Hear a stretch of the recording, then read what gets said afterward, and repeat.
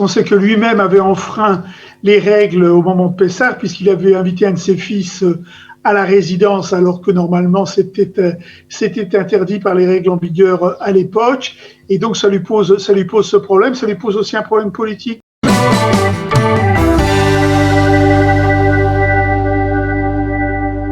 Philippe Velilia, bonjour, Boker Tov.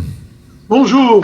Merci d'être avec nous ce matin. Nous voulions vous solliciter pour essayer de mieux comprendre un peu ce qui se passe sur le plan politique. Et tout d'abord, une première réaction à ce qui se passe au niveau des élus, de ceux qui sont censés donner l'exemple et qui, on le voit ces derniers jours, eh bien, ne bafouent allègrement les règles de confinement, les restrictions, les distanciations sociales et les déplacements. C'est le cas de Ghila Gamliel. Vous pensez que, par exemple, que Binyamin Netanyahou doit limoger Ghila Gamliel après ce qu'elle a fait?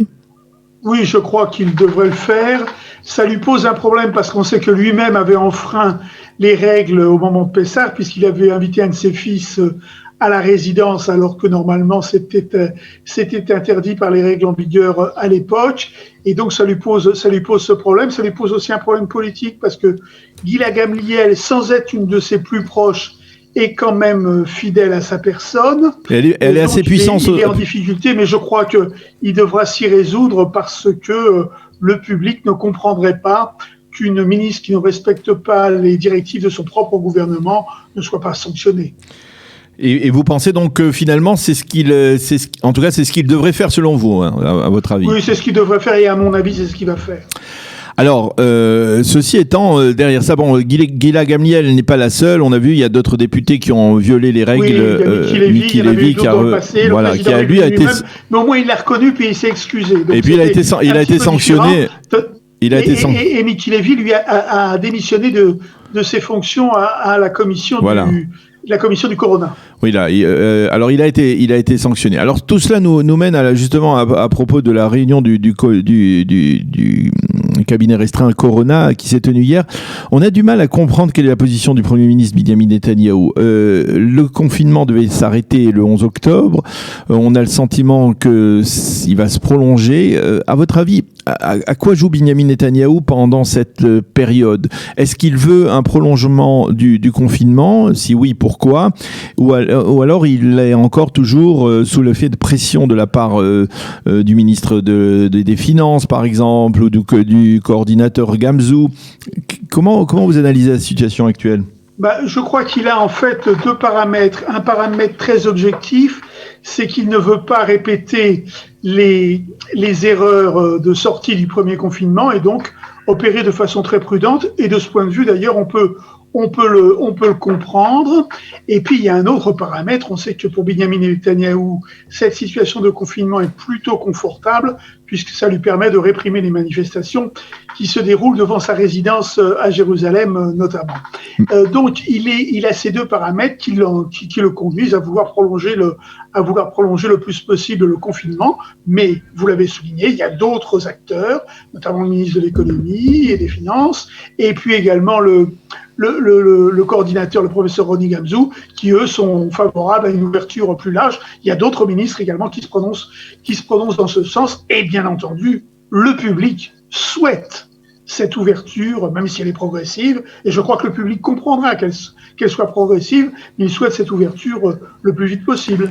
Est-ce que vous pensez que peut-être aussi Binyamin Netanyahou comprend qu'un troisième reconfinement serait impossible, c'est-à-dire à partir du moment où on rouvre le marché, surtout les écoles, parce qu'apparemment les écoles sont véritablement au cœur de la recontamination, du taux important de contamination, eh bien ça sera extrêmement difficile, pour ne pas dire impossible, de reconfiner l'État d'Israël. Oui, tout à fait. Il y a aussi ce problème et on sait que la prudence s'exercera justement dans l'ouverture très progressive des établissements scolaires. Une grande partie des enfants, notamment les plus grands, continueront à apprendre à distance et puis on ouvrira très progressivement en commençant par les plus petits pour aussi libérer les parents qui puissent alors aller travailler. Alors, tout cela se déroule dans une atmosphère, on va dire, de tension maintenue entre le Likoud et le parti bleu-blanc, mais avec cette fois, on l'a remarqué au cours des derniers jours, on va dire des soubresauts, des secousses, on va dire, de mini-secousses telluriques au sein même du parti bleu-blanc. Est-ce que vous avez le sentiment que Benny Gantz aurait un intérêt quelconque à suivre l'exemple de son ministre du Tourisme, Assaf Zamir, qui a démissionné la semaine dernière? Est-ce que vous pensez que c'est possible d'envisager un départ de la part de Benny Gantz et du parti bleu-blanc de la coalition? Moi, je ne crois pas à un départ immédiat et massif. Je crois à un délitement progressif. On l'a vu avec la démission du ministre Zamir. On l'a vu avec la participation de la députée Khaïmovic aux manifestations samedi soir, et je crois qu'on aura une multiplication de ces exemples. Je crois qu'on va vers un délitement, peut-être vers un éclatement du parti Kahol-Lavan, avec sans doute Benny Gantz qui essaiera de tenir jusqu'au bout. D'abord en raison de son caractère, on a remarqué que c'était un homme qui était surtout très indécis, et puis parce que retourner devant les électeurs aujourd'hui, c'est très dangereux pour lui, puisque un dernier sondage de la semaine dernière le créditait simplement de 7 sièges. Ça veut dire que ce parti est au seuil de survie. Il suffit qu'il perde encore 1 ou 2 points et il se retrouverait en dehors de la Knesset. D'autant qu'on a appris, pas plus tard qu'hier, qu'un autre parti du centre était en train de se former avec 2 personnalités importantes, le maire de Tel Aviv, Ron Huldaï, et l'ancien chef d'état-major, Gadi Eisenkot. Donc, sur ce terrain déjà très encombré du centre, où il y a Yesh Atid Telem et où il y a Kahol-Lavan, il y aurait un 3e parti qui, évidemment, prendrait des voix et combien à Kahol-Lavan. Donc, Benny Gantz n'a pas intérêt aujourd'hui à démissionner, mais moi, je crois qu'on va vers un délitement progressif du parti bleu-blanc, du parti Kahol-Lavan. D'ailleurs, la députée Miki Khaïmovic l'a dit hier ou avant-hier à la radio, en disant qu'il y avait une fraction croissante de son parti qui était pour quitter le gouvernement. Oui, ce qui veut dire que d'une certaine manière, cette situation, de manière assez paradoxale, est en train de profiter à Binyamin Netanyahou. On a le sentiment que... Oui, Binyamin Netanyahou est en train de reprendre l'initiative. Il bénéficiera très certainement d'un succès plus ou moins relatif du confinement quand on en sortira, et on sait que c'était son principal problème aujourd'hui.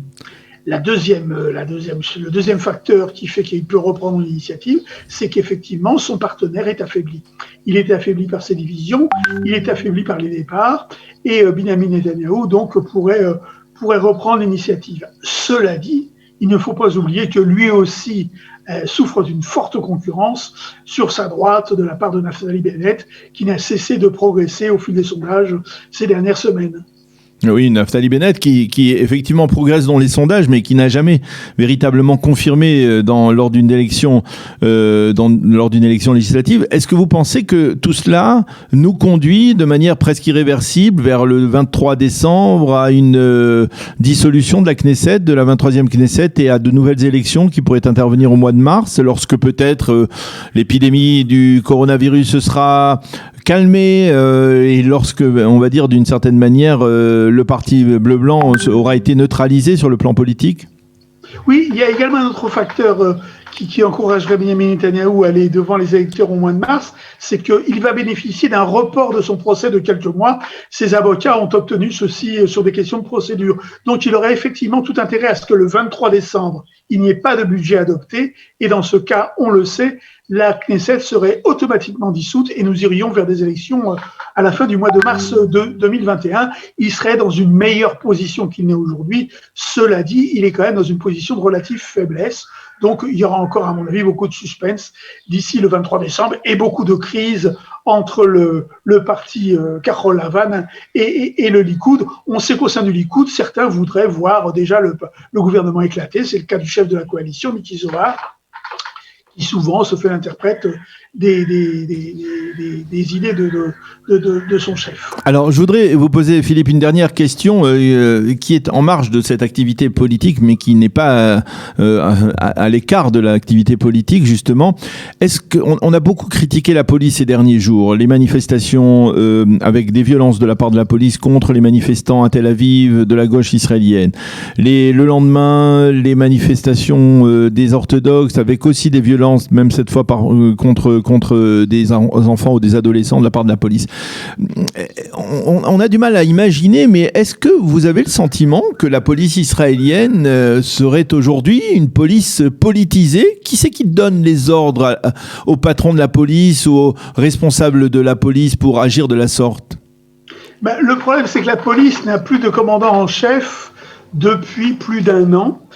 Pour des raisons depuis près de 2 ans même, je pense. On n'a pas nommé de successeur à ce qu'on appelle en Israël l'inspecteur général de la police, c'est-à-dire en fait le commandant, le chef suprême de la police. Et donc les responsables régionaux reçoivent directement leurs ordres de la part du ministre, qui est quand même moins qualifié techniquement qu'un policier professionnel. Et on sait que le ministre de la sécurité intérieure est quelqu'un de très proche de Benjamin Netanyahou, et apparemment il aurait donné des consignes de grande fermeté vis-à-vis de la police. Alors ce qu'il faut dire, c'est que tous les policiers ne sont pas violents, bien évidemment, mais il y a des débordements, il y en a aussi d'ailleurs du côté des manifestants. Mais ce qui a choqué effectivement ces derniers temps sur les images de télévision, c'est que des policiers s'en sont pris à des enfants ultra-orthodoxes, ils sont pris également à des manifestants apparemment pacifiste à Tel Aviv. Le maire de Tel Aviv, qui lui-même a été blessé d'ailleurs légèrement, a témoigné dans ce sens, en disant bien qu'au départ les choses étaient très calmes et puis qu'il y a eu à un moment donné un débordement. Alors on ne sait jamais comment